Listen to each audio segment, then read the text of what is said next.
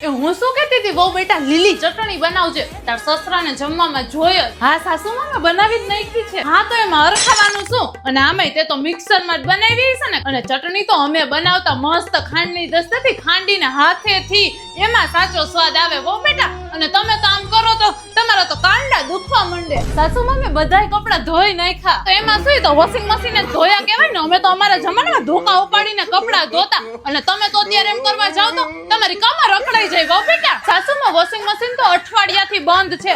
આ બધાય કપડા તો હું હાથેથી જ ધોઉં છું, અને તોય આખી રાત ફૂલ જોશમાં ગરબા રમું છું. કેમ બાકી સાસુમાં જોયું ને આપણું જોશ? અરે બહુ બેટા તારામાં આટલું બધું જોશ ક્યાંથી આવ્યું? અરે સાસુમાં પિન્ટોલાને મ્યુસ્લી થી આ છે પ્રોટીન થી ભરપૂર, એટલે આખો દિવસ એનર્જી માં રહ્યો. હે, અને પાછો ડાર્ક ચોકલેટ ફ્લેવર માં નટ્સ અને સીડ્સ થી ભરપૂર, એટલે મજા જ આવી જાય. ઓહો બહુ બેટા, અરે એમ કઈ હોય સાસુમાં, ઉભા રહ્યો તમને બનાવી દો. એ બની ગયું બહુ બેટા, બસ જો સાસુમાં તૈયાર, હમણાં તમે આવી જશો જોશમાં. અરે વાહ વાહ, મજા આવી ગઈ બહુ બેટા, મારા માટે મંગાવી લેજે. અરે હા હા સાસુમાં મંગાવી જ લીધી છે. વર્ષનો સૌથી મોટો cell Flipkart big billion days ચાલુ થઈ ગયા છે. એમાં મારી ફેવરિટ પિન્ટોલાની બધી પ્રોડક્ટ ઉપર મસ્ત મસ્ત ડિસ્કાઉન્ટ છે સાસુમાં.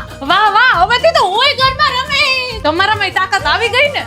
આવી ગઈ. તો થોડુંક રસોઈનું જોઈ લેજો ને સાસુમાં. હે